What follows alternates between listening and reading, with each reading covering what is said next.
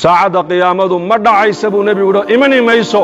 ilaa ka hor aad aragtaan 10 calaamadood buu nebigu yidhi calayhi salaatu wassalaam 10kaa calaamadoodi waa calaamaatul kubra ayaa la yidhaahdaa laakiin waxaa jira ashraadu saaca wax la yidhaahdo calaamaatu suqra iyo kuwa la arkay maanta haddii la tiriyana maanta magaalo walba waa laga helayaa calaamaatu suqra laakiin nebigu saxaabada xadiiska wuxuu ugu sheegay saacadda qiyaamadu inaynan dhici doonin ilaa aad aragtaan ama adduunyada dusheeda lagu arko 10 calaamadood buu nebigeenu yidhi calayhi salaatu wassalaam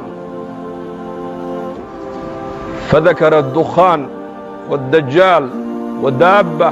wanuzuulu ciisa bni maryam وطلوع الشمس من مغربها وخروج ياجوج وماجوج وثلاثة خسوف خسف في المشرق وخسف في المغرب وخسف في جزيرة العرب وآخر ذلك النار تخرج من قعر عظم تحشر الناس إلى محشرهم بنبي يري عليه الصلاة والسلام وعو رسول كينو يري ساعد قيامة مدعي دونتو إلى الله أركته من على مضاد مركب النبي شاقيق سمد كيمن يبو نبي شاقي كما في نص القرآن فارتقب يوم تأتي السماء بدخان مبين يغشى الناس هذا عذاب أليم وعو نبي شاقيق سمد كيمن يبو نبي شاقي وعاكلو نبي شاقي دجال بو نبي شاقي عليه الصلاة والسلام وأدوية بقعت كمتالو إلا دجال أمريا دادكنا وحو كداد عنيا إنو يهي ربكي إساقو دادك أبور إنو يهي بو كداد عنيا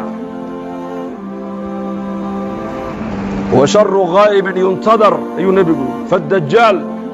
فشر غائب ينتظر أو الساعة وساعة أدهى وأمر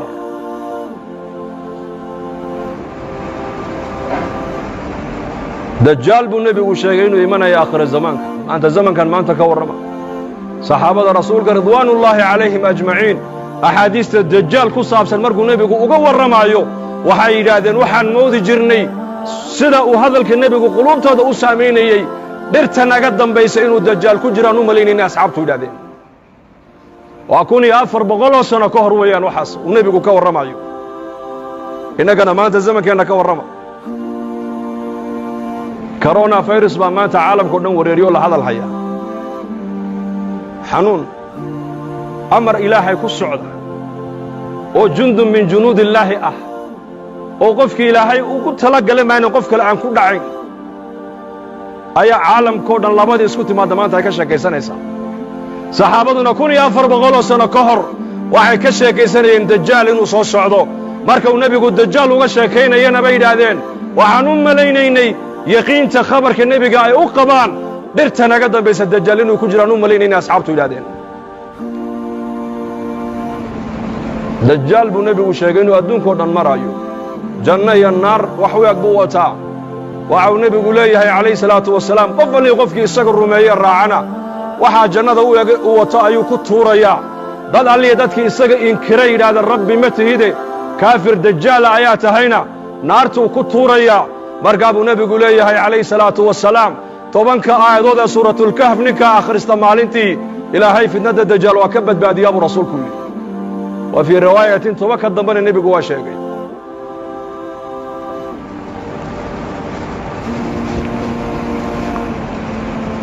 waxaa kaluu nebigeennu sheegay calayhi الsalaatu wasalaam dajaal inuu adduunkao dhan uu saamayn oo uu galayaa makiya madiine ma galaya buu rasuulku yidhi wa fii riwaayatin xadiistu waxay sheegaysaa 4 meelood dajaal ma galaayo jabalu tuur buurtii nebi muuse calayhi الsalaam loogu waxyooday ee ilaahay nebi muuse uu kula munaajooday ma galayo dajaal makana ma galaayo madiinana ma galaayo qudusna ma galaayo buu rasuulku yidhi masjid alaqsana dajaal ma galaayo laakiin shiriiriin dadka sharka badan leh munaafiqiinta ee makiya madiina dhexdeeda ku dhuumanaya ku nool ayakaa dajaal bannaanka ugu baxaya buu rasuulku yidhi calaamadda saddexaad buu nebigu yidhi waa daabad dhulka ka soo baxaysa buurta safa la yidhaha ina asafa waalmarwa sakhradaa bay ka soo baxaysaa iyaduna adduunyadoo dhan bay maraysaa qof kastoo adduunyada ku yaallabay yuu nebigu yidhi waa ishaabadayn waxa qof walba uu yahayna way ku qormi doontaa buu rasuulku yidhi muuminka muumin bay ku shaabadayn kaafirkana kaafir bay ku shaabadayn waxaa kaluu nebigu sheegay inuu imanayo nebi ciise calayhi الsalaam yanzil calaykum ibnu maryam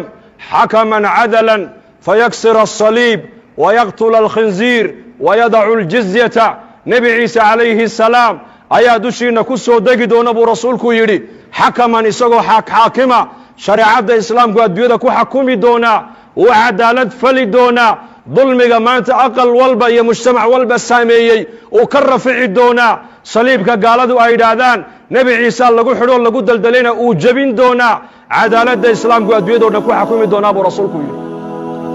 waxaa kaluu nebigu sheegay yaajuuja wamaajuuj in iyakana la furi doono buu rasuulku yidhi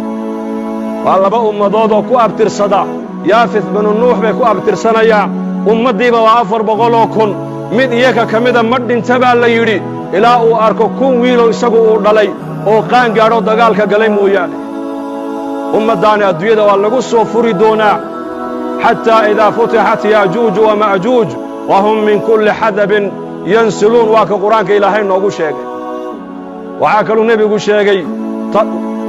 ashamsu buu nebigu yidhi calaamadda lixaad waxaa ka mid a cadceedda oo ka soo noqota meeshay ka dhacdo laba marxalo qofku intaynan soo gaadhin hadduu toobad keena buu nebigu yidhi toobadda ilaahay jalla wacalaa waa ka aqbalaa laba marxaladood naftu markay ka soo baxdo jidhka oo dhan ee halkaa hunguriga dhuunta iskugu timaaddo hadduu yidhaahdo qofku markaasaan ilaahay u soo noqonayaa toobaddaa laga aqbali maayo nacam hadday cadceeddu galbeed ka soo noqotona albaabkii toobadda waa xidhmay buu rasuulku yidhi 3 meeloodoo adduunyada ku taallana buu nebigu yidhi dhulka ayaa gu'i doona khasfun fi lmashriq dhulka cadceeddu ay ka soo baxdo waddanno dhan iyo ummado dhan baa la waayi doonaa calaamadda 7aadi waa taas calaamadda 8aad buu nebigu yidhi khasfun fi lmaqrib galbeedka adduunyadana waddanno dhan iyo ummado dhan baa dhulku la gu'i doonaa calaamadda 9aad buu nebigu yidhi khasfun fii jasiirati alcarab jasiirati alcarab dhexdeedana dhul iyo ummado dhan baa la waayi doonaa calaamadda 10aad buu nebigu yidhi walaalayaal waa naar ka soo baxaysa cadan magaalada cadan gunteeday ka soo bixi doontaa banka qiyaamee dadka ku soo ururin doontaa buu rasuulku yidhi 10kaa calaamadood baa ka soo horreeyey buu nebigu yidhi saacadda qiyaamada